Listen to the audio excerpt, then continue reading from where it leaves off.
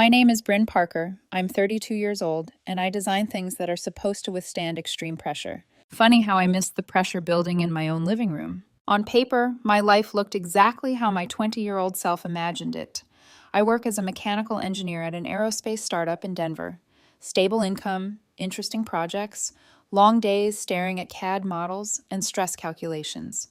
I like routines, numbers, things that respond when you apply force in predictable ways. My boyfriend, Aaron Blake, was the opposite of predictable. He called himself a free spirit, a digital marketing consultant who could work from anywhere as long as he had Wi-Fi in a coffee shop with exposed brick.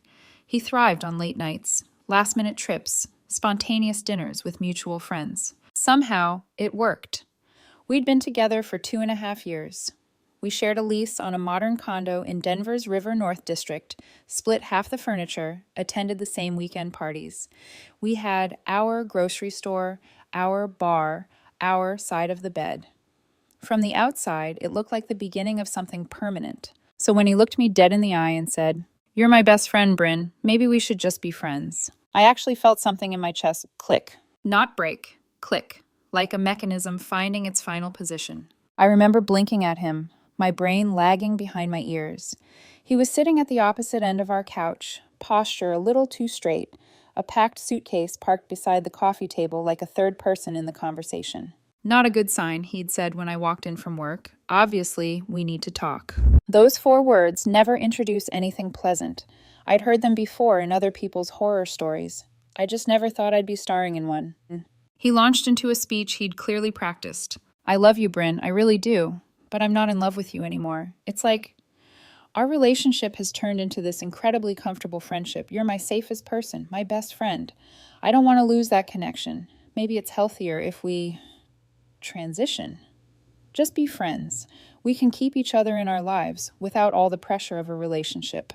His fingers kept worrying the edge of his phone case, turning it over and over. It's his tell. He does it when he's trying to control a situation that's already sliding away. I sat there, still in my work clothes, hair frizzing from the snow outside, hands folded in my lap so he wouldn't see them shake. Inside, everything was loud. Memories, questions, this sudden, dizzy disbelief that someone could talk about dismantling our life together in such gentle, reasonable tones. Out loud, I only said 2 words. "Okay, friends." He froze. For a second, I saw something flicker across his face. Confusion, maybe even panic. He hadn't scripted that response. "Really?" he asked, forcing a smile. You're okay with that?" I swallowed. "You're saying you're not my boyfriend anymore. You want us to be friends. I heard you. So, okay, friends it is." The relief that washed over him was immediate and almost painful to watch. His shoulders dropped, the tension in his jaw loosened. He actually smiled, like this had gone better than expected. "Wow, Bryn, this is why I care about you so much. You're so mature. Most people would scream or throw things or block my number. But look at us. We're proof that breakups don't have to be toxic." He kept talking, filling the air with words about staying close, still texting all the time, maybe still doing movie nights, just in a different way. He mentioned staying with his best friend Jake for a while until he found his own place. Just a temporary thing, no big deal. I listened, nodded, memorized every line in his face as he explained how he'd already mentally moved on from us weeks ago. I didn't argue, I didn't beg. He kept searching my expression for cracks and found none, because I'd pulled everything inward. If Aaron wanted to be just friends, I would take him at his word. When he finished his speech, I stood up and grabbed the handle of his suitcase. "I'll help you take this down," I said.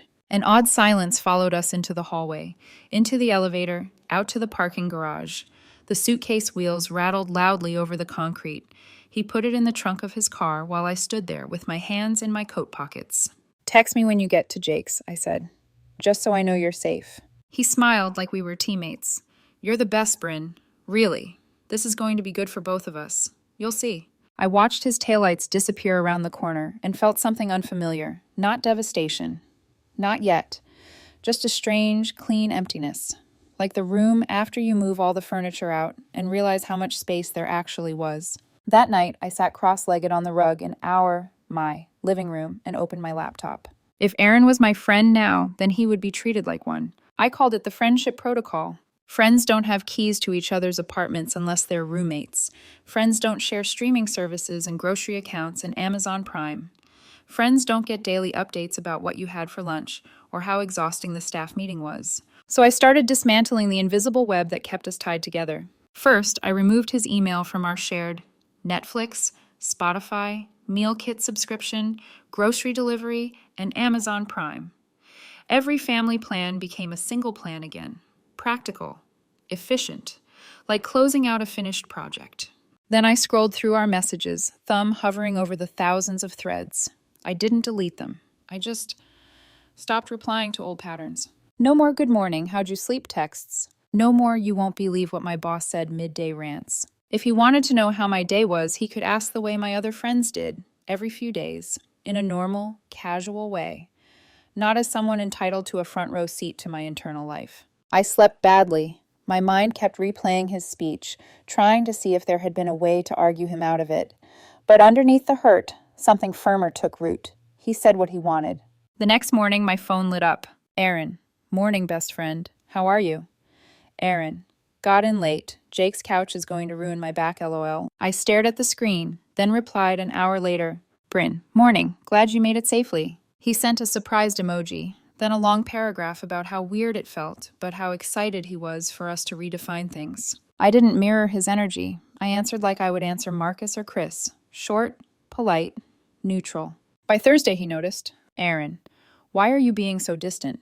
I thought we were going to stay close. I typed, erased, then finally sent. Bryn. I'm just being friendly. Exactly what you asked for. I put the phone down and went back to my CAD model, ignoring the 3 dots that appeared and disappeared for several minutes. Friday evening, I came home from work to the hum of my washing machine, which was odd because I definitely hadn't started a load. I opened the laundry closet and stopped. There he was, Aaron, sorting clothes on my floor like he still lived there. His hoodie was tossed over the back of a chair, his phone charging on the counter, his favorite mug, our mug, already in the sink. Hey, he said casually, as if it were the most normal thing in the world. Jake's building doesn't have in-unit washers, and the communal ones were all full. Hope it's okay if I do a load here. Old habits, you know? My stomach did a slow, cold twist. Aaron, you still have your key? He looked up, confused. Yeah? I mean, you didn't ask for it back. We're friends, right? Friends help each other out. I took a breath, feeling that internal click again. The moment where a structure either holds or fails. Actually, I said carefully, this feels a little weird. His brow furrowed. Weird how? I don't usually let friends come into my place when I'm not home, I said. Definitely not with their own key. That's more of a partner thing. He straightened, the easy smile slipping. So now I can't do my laundry here? That's kind of cold, Bryn. I was honest with you about my feelings. I didn't cheat. I didn't lie. I just told you the truth. And now you're punishing me? I shook my head. I'm not punishing you. I'm setting boundaries. You wanted us to be friends. Friends knock. They don't let themselves in. They don't act like everything's the same when it isn't. His voice sharpened. You've changed. Everything is boundaries with you now. I met his eyes. Maybe I should have had more of them before. The silence between us stretched. He finished his laundry with stiff movements, muttering under his breath about how he'd thought we were different. Before he left, he dropped the key on the kitchen counter with a loud clink. Happy now? He asked. I didn't answer. I just looked at the key until the door closed behind him. That weekend, I had the locks changed. On Monday, I mailed his new key in a padded envelope along with a short note. I'm reclaiming my space. If you need to pick up anything else, let's schedule a time. I thought that would be the end of it. I didn't know it yet, but that simple act of treating his words literally, of believing him when he said he just wanted to be friends, was going to shatter the little game he thought he was playing. And Aaron Blake, he does not like losing control of the game. Breakups are loud in the moment and strangely quiet afterward. The first week after Aaron left, the condo sounded wrong. No click of his keyboard from the second bedroom, no random playlists echoing from the kitchen speaker at midnight. Just the hum of the fridge and the occasional passing siren outside. I went to work, came home, ate microwave dinners, and pretended the silence felt peaceful instead of hollow. 2 weeks after the "let's just be friends" conversation, I got a text from our mutual friend Marcus. Marcus, hey Parker, you're still coming Friday, right? Promotion dinner wouldn't be the same without you. We'd planned it ages ago, back when we still meant Bryn and Aaron, not just Bryn. He'd finally landed a promotion at his firm, and we'd promised to celebrate at his favorite place downtown. I stared at the message for a long time. I could skip it, hide at home, claim I was sick, avoid the awkwardness of facing our whole friend group as the freshly single half of a formerly solid couple. Or I could go, be an adult, support my friend, prove to myself that my life didn't evaporate just because my relationship did. Bryn, I'll be there, wouldn't miss it. I picked a dress that didn't scream revenge or I'm fine, really. Just a simple navy wrap that made me feel like myself. On the drive over, my stomach alternated between flipping and clenching. I almost turned around twice. The restaurant was warm and noisy, all dark wood and low lighting. I spotted Marcus at a big table near the back, grinning, already mid-story. Our friends were gathered around him, laughing, drinks in hand. And then I saw Aaron. He was at the far end of the table, leaning in close to a woman I'd never seen before. She had perfectly tousled hair, a bright laugh, and one of those dresses that looks casual until you realize it was probably very expensive. Her hand was resting on his arm. His was on the back of her chair. Of course. My first irrational thought was, did he practice that move in our kitchen mirror? Bryn, you made it. Marcus stood to hug me, pulling me briefly out of my head. Grab a seat. I ordered you that weird local beer you like. I managed a smile. It's not weird, it's complex. When I sat down, there was an empty seat between Marcus and, of all people, Jake. I'd always known Jake Moreno as Aaron's best friend from college, the chill nurse who worked nights at Denver Health and showed up late to everything. He'd been at birthdays, group hikes, game nights. We'd spoken, but never deeply. He floated on the edges of Aaron's stories like background music. Tonight, he gave me a small, careful smile. Hey, Bryn. Hey, Jake. His eyes flicked briefly toward Aaron and his date, then back to me. Not pitying, just observant. Across the table, Aaron raised his glass. Bryn, he called. This is Eva. She's a graphic designer. We've been collaborating on some campaigns. Eva extended a hand across the dishes. I've heard so much about you, she said brightly. Aaron says you're like the smartest person he knows. I shook her hand, polite, feeling the eyes of half the table slide between us, like we were actors in a scene they'd been waiting for. Nice to meet you, Ava, I said calmly. Congratulations on surviving Aaron's brainstorming sessions. Someone laughed a little too loudly. The tension broke enough for Marcus to jump in with a story about his terrifying first day on the job. Conversation shifted. Plates arrived. On the surface, it became a normal friends' dinner again. Inside, I was cataloging everything. The way Aaron's arm stayed wrapped around the back of Eva's chair just long enough to be seen. The way he kept glancing down the table at me after every joke, checking my face like a gauge on a dashboard. The way he leaned toward her and whispered, then looked up immediately to see if I noticed. I did notice, I just didn't perform. Instead, I turned slightly toward Jake. So, I said, how are things at Denver Health? He exhaled through his nose, almost a sigh. Busy. We got a new CT scanner that's decided to be temperamental. I spent half my shift last night troubleshooting software issues instead of actual patients. Welcome to my world, I said. Our new simulation software crashes every time I run a full stress test. I swear the code has a personal vendetta. Jake smiled, the corner of his mouth quirking up. See? Same job. You debug machines. I debug the people using them. We fell into an easy back and forth. He told me about a surgeon who refused to update their login credentials and locked themselves out of the system mid-surgery prep. I told him about a lead engineer who insisted the equations were right even as the prototype buckled in testing. There was no flirting, no charged looks, just two exhausted problem solvers swapping war stories. And it felt good. It felt like my shoulders lowering an inch, like the world was bigger than the crashing little universe of Aaron and Bryn. At one point, Marcus leaned over. You two really should have been talking more the last 2 years, he said. I don't know why Aaron always acted like you lived on separate planets. I opened my mouth to respond, but my eyes happened to meet Aaron's across the table. He was watching us. Not angrily, not even sadly. Calculating. Later, when dessert plates were pushed aside and people were starting to pull out their phones, Jake cleared his throat. Hey, Bryn, he said quietly. I know this might be weird timing, but do you want help coordinating the rest of Aaron's stuff from your place? I blinked. You want to help your best friend move out of my life? He shrugged a shoulder. He's crashing on my couch. I hear the fallout anyway. Might as well make it efficient. Plus, he hesitated, then added, I figured you shouldn't have to do all the logistical, emotional labor alone. Something in my chest softened a little. Yeah, I said. Okay, that would be helpful. He texted me later that night. Jake, hey, this is my number. Send me a list when you're ready, and I'll make sure he's actually available instead of forgetting. Our pickup coordination text turned into short check-ins. Jake, he can grab the box of books Thurs if that works. Bryn, Thursday evening is good. I'll leave it by the door. Then, Jake, just making sure he wasn't a jerk when he came by. Bryn, he barely spoke. It was fine. Jake, his sulking is impressive. Don't take it personally. From there, it evolved. He'd send a sarcastic meme about hospital bureaucracy.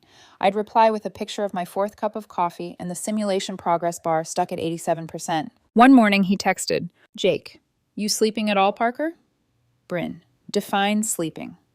Jake, not staring at the ceiling until 3 a.m. replaying the same conversation. Bryn, so no. He sent back a simple, Jake, yeah, same. We started grabbing coffee when our schedules accidentally overlapped. Once between his night shift and my 9 to 5. Once on a Saturday when he was heading in for overtime and I was avoiding my own empty living room. It wasn't romantic. If anything, it was almost clinically unromantic. Two people trading exhaustion for a little understanding. But there was a gentleness to it that I hadn't realized I was starving for. Meanwhile, Aaron kept texting in bursts. Aaron, Jake's snoring is insane, lol. Aaron, do you ever miss me? Aaron, I miss just hanging out with you. No pressure. Aaron, maybe we can do a movie night soon? As friends? I answered, like I would answer any friend I wasn't especially close to. Bryn, glad you and Jake are surviving. Bryn, I'm pretty busy this week. Maybe another time. He didn't like that. Aaron, you're so distant now. Aaron, I thought we agreed we'd stay close. Aaron, you're acting like you're mad at me for being honest. I read the messages, feeling that old familiar guilt crawl up my spine. Then I remembered his suitcase by the couch, the rehearsed speech, the way he'd smiled with relief when I hadn't fought him. Bryn, I'm not mad. I'm giving you exactly what you asked for. Friends. That's when the phone calls started. Late night, rambling voicemails, where he sounded just tipsy enough to say things he'd deny later. I just don't get how you can turn it off like this, he'd say. It's like I never mattered to you. Were you faking the whole time? I stopped listening to them all the way through. A few weeks after the dinner, Jake texted me. Jake, hey, our hospital is doing a fundraiser soon. I got roped into logistics. You're good at systems. Want to help me not embarrass myself? I laughed out loud in my kitchen. Bryn, are you asking me to volunteer my engineering brain? Jake, I'm asking you to tell me if the donation tracking spreadsheet I made is a crime against humanity. We met at a cafe near the hospital on his off day. He spread out a mess of printouts and an overcomplicated Excel layout. I took one look and started crossing things out, drawing arrows, muttering about data validation and conditional formatting. He watched me with this small, amused smile. What? I asked finally. Nothing, he said. It's just, you get this little line between your eyebrows when you're fixing something, like you're offended by inefficiency. I am offended by inefficiency. We both laughed. At some point, he snapped a picture of our disaster table. Papers, laptops, coffee mugs, my hand midair holding a pen, and posted it to his Instagram story with the caption, "When you ask an aerospace engineer for help and she turns your fundraiser into a NASA mission." He tagged me. I didn't think twice about it. I should have. 2 hours later, my phone buzzed so hard it nearly vibrated off the table. Aaron, are you kidding me? Aaron, you're hanging out with Jake now? Aaron, you can't date my best friend Bryn. That's messed up. I stared at the screen, the cafe noise fading into a dull hum. Jake glanced up from his laptop. Everything okay? I hesitated, then turned the phone so he could see the messages. His jaw tightened almost imperceptibly. Of course, he muttered. Of course he went there. My thumbs hovered over the keyboard, heart pounding in my ears.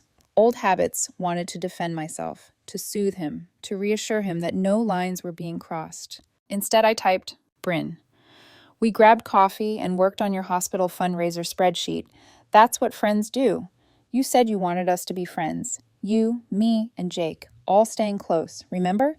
The 3 dots appeared, disappeared, appeared again. When his reply finally came, it wasn't rational. Aaron, don't play dumb. You know what I meant. You're doing this to hurt me.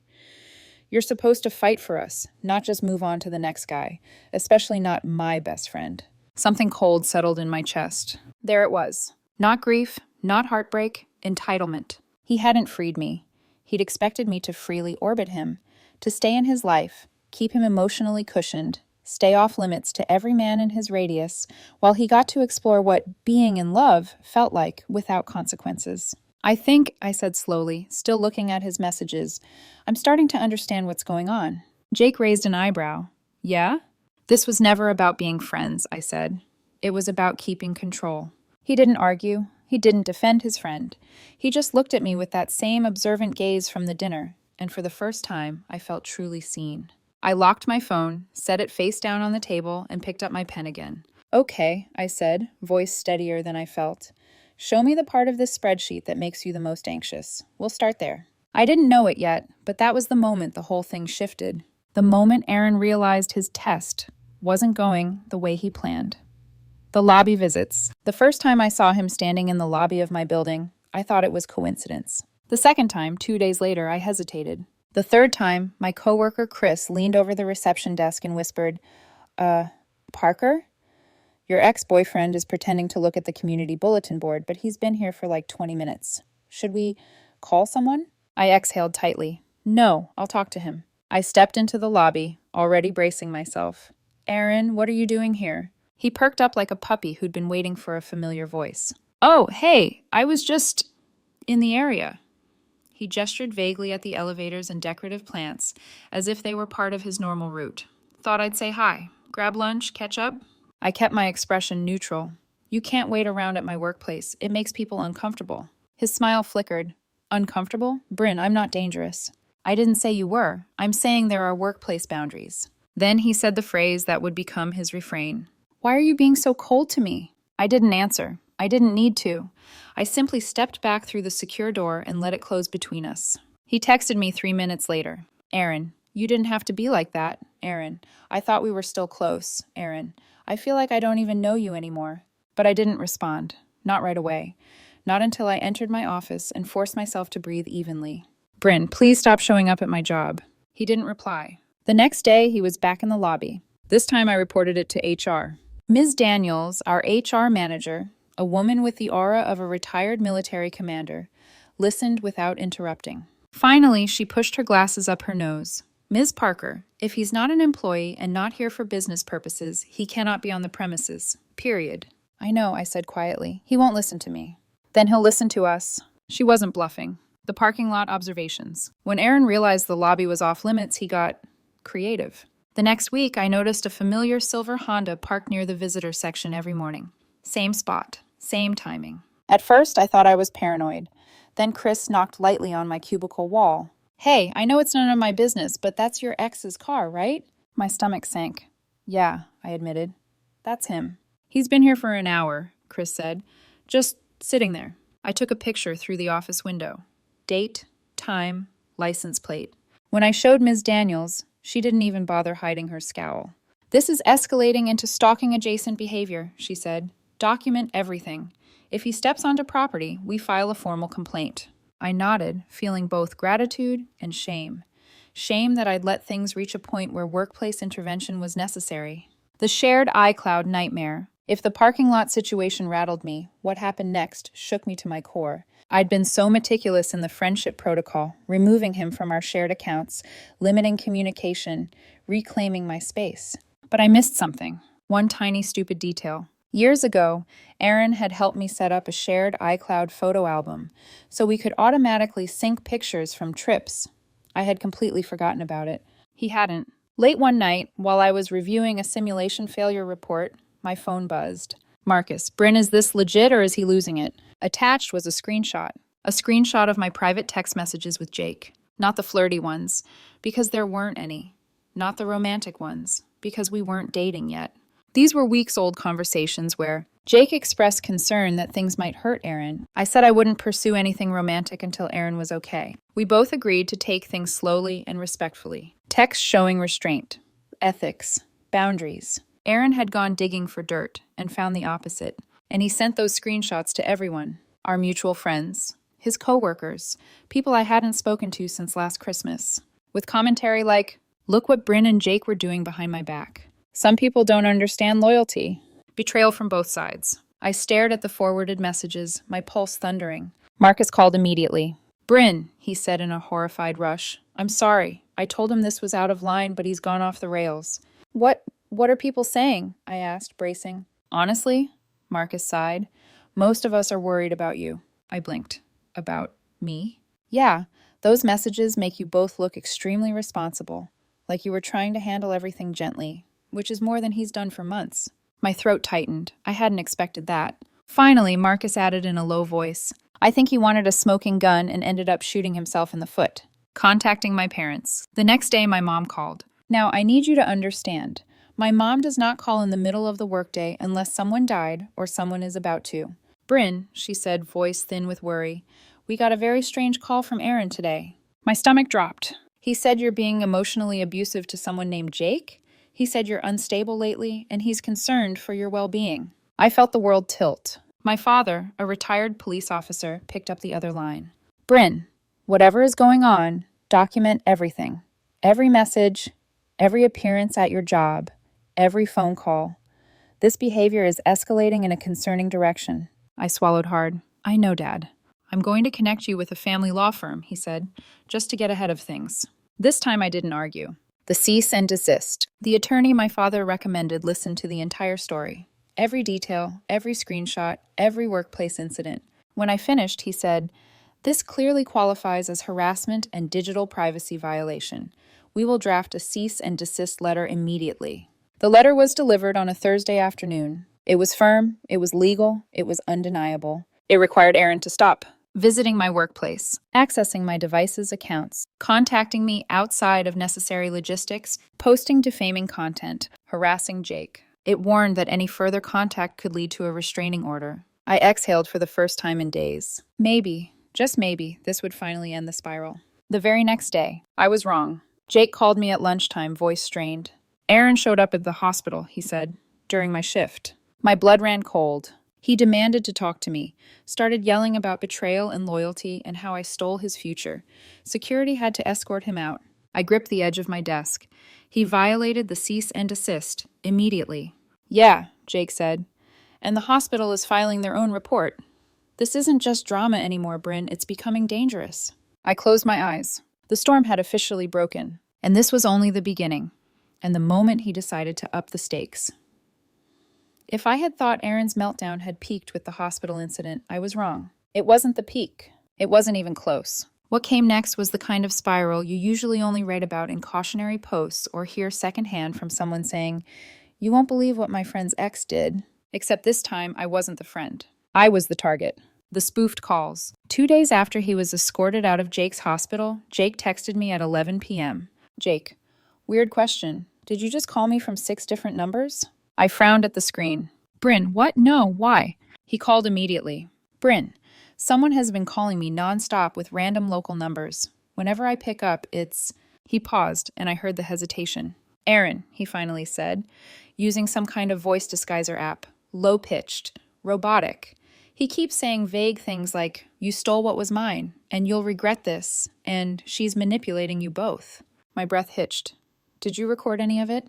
"I already gave it to hospital security," Jake said. "They looped in the police.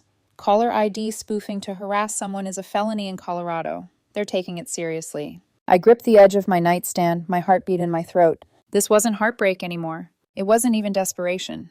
This was obsession. The social media detonation. The next morning, I woke up to over 50 notifications. Aaron had published a massive, unhinged Facebook rant, tagging me, Jake, my employer, Jake's hospital, half our mutual friends, and, for reasons unknown, 2 of his old professors. The post was a wall of text. He claimed, "I weaponized boundaries to punish him. I emotionally manipulated him for years. I was trying to steal his friend group.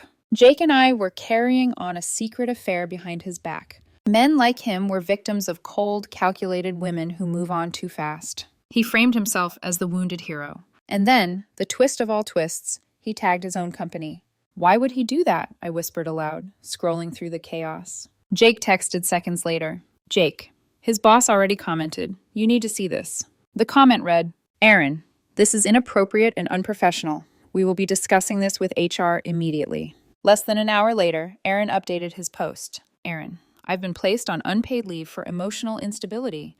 Society punishes honesty. No, society punishes publicly dragging personal drama into a work-tagged meltdown. The breaking point. Calls to my family. My phone rang again that afternoon. Mom. This time she wasn't confused. She was angry. Bryn, that young man called us again. He said you're dangerously unstable and corrupting Jake, and that we need to intervene before you become a danger to yourself or others. What? My voice cracked. Mom, none of that is true. I know, she snapped. Do you hear me? I know. My father took the phone next. Bryn, he said in the calm, steady tone he used when approaching crime scenes. This is no longer interpersonal conflict. It's escalation. You need to file. That word hung heavy. File. For protection. For documentation. For legal intervention. For the first time, I truly understood. Aaron wasn't unraveling. He was actively creating a crisis. The final mistake. Monday morning, my phone lit up with a call from Sarah, one of our closest mutual friends. Her voice trembled. Bryn, I should have told you earlier. I didn't know how bad it was getting. My chest tightened. What do you mean? A month ago, before he broke up with you, Aaron told me he had a plan. Her breath shuddered. He said he was going to test you. Test me? I whispered. Yes. He said he was going to make the breakup seem peaceful, gentle, easy. He wanted to see if you would fight for him, chase him, prove your love. I closed my eyes. My lungs refused to expand. Sarah kept going, voice quieter. He said, if she doesn't chase me, then she never loved me. That's what he said, Bryn. My skin went cold. That night on your couch, she continued, he wasn't heartbroken. He was expecting you to break down. He thought making it painless would force you to show how much he meant to you. I leaned back in my chair, feeling the world tilt. And when you didn't fight for him, Sarah whispered, when you actually respected the breakup, he panicked. Pieces clicked together. Painful, sharp, undeniable. That's why he showed up at your work. Why he leaked your texts. Why he stalked Jake. Why he melted down online. Bryn. Her voice cracked. You weren't failing his test. You were passing it. And he couldn't handle that. My fingers curled around the phone. Sarah, I said softly, thank you, truly. There was a beat of silence. Jake really cares about you, she added quietly. I think he's good for you. My throat tightened. He is. The restraining order. That afternoon, my attorney filed for a temporary restraining order, a cease and desist escalation, documentation of digital harassment, and workplace security involvement. The hospital filed their own report because of the scene he caused. Aaron was served the next morning. I didn't hear from him directly, but the silence wasn't peaceful. It felt like a held breath, like the pause before the next earthquake. Bryn and Jake. Jake and I didn't officially start dating right away. It didn't feel right with everything happening. But we did start choosing each other, slowly, carefully. We cooked dinner together once a week. We talked on the phone every night, both pretending we just needed to check in, even when nothing new had happened. He never overstepped, never pushed, never made me feel guilty for being cautious. One night, after a long day of legal paperwork and HR meetings, I told him, Jake, I'm scared to bring you into all this. I don't want to ruin your life just because my ex is unraveling. There was a pause. Then, you aren't ruining anything, he said quietly. He is. When I didn't respond, he added, voice softer. And even if this is complicated, I'm here, for as long as you want me here. Something inside me finally unlocked. A slow, warm shift I hadn't allowed myself to feel in months. Maybe longer. The calm before the last storm. By the end of the month, Aaron was on unpaid leave. He was banned from my workplace, barred from Jake's hospital, under investigation for harassment, legally forced to stop contacting me. I genuinely believed the story was over. But Aaron wasn't done. Not yet. What happened next wasn't loud. It wasn't dramatic. It wasn't violent. It was unexpected. It was the moment all his chaos finally gave way to something else. Something I never thought I'd hear from him in a million years. And it began with a single email. Subject line, final communication. The email arrived on a Tuesday morning, tucked between an automated bill reminder and a coupon for half off hot wings. Subject, final communication. Sender, a law firm I'd never heard of. My heart jumped into my throat. For a split second, I imagined the worst. Another baseless accusation, another legal threat, another escalation. But when I opened the email, the tone was startlingly neutral. Mr. Parker, Our client has requested a brief non-legal meeting for the purpose of closure. This is a voluntary request, and no action is required. If you are open to meeting at a neutral, public location, please reply with your availability. I stared at the message, rereading the words non-legal and closure until they became mush. Jake looked over my shoulder when I showed him. Could be a trick, he warned, or manipulation, or some dramatic apology tour. I nodded. I know, but it also might be the last step I need. He didn't like it, but he didn't argue. He simply said, choose a public place and text me when you get there and when you leave. So I replied, suggested a busy coffee shop downtown, neutral territory, lots of people, lots of witnesses. The law firm confirmed the time. Jake drove me there, waited until I stepped inside, and then parked a block away. It was the safest I had felt in months. The coffee shop. When I spotted Aaron, I almost didn't recognize him. He sat alone at a small table in the far corner, hands folded, back curved inward. No flashy outfit, no styled hair, no edgy free spirit persona that he used to wear like armor. He looked smaller, exhausted, human. I approached slowly, keeping my phone visible on the table as I sat across from him. Bryn, he said softly, thank you for coming. Aaron, I acknowledged. I'm here. Say what you need to say. He swallowed, eyes flicking briefly to the window like he was gathering courage. I'm not going to drag this out, he said. I know you don't owe me anything, but my therapist said I needed to take accountability in person, not in messages, not in anger, not in panic. Therapist. That single word told me this might actually be real. He reached into his bag and pulled out a folded letter, but he didn't hand it to me. I wrote this, he said. But then I realized giving you a letter, it forces you to carry something you didn't ask for. So I'll read the parts that matter, and then I'll leave. I nodded once. He unfolded the paper with shaking hands. The admission. A month before our breakup, he began, voice trembling. I started doubting us. Not because of anything you did, because I was unhappy with myself. He swallowed hard. I thought if I pushed you away gently, if I said all the right things, you would fight for me, that you'd show me I mattered, that I could still control something when my job and my life felt like they were slipping. My stomach twisted. He continued, but when you didn't chase me, when you actually respected what I said. He looked up, eyes glassy. I panicked. I lost everything I thought I understood about us. He took a steadying breath. You weren't supposed to let me go, Bryn. You were supposed to hold on. And when you didn't, I spiraled.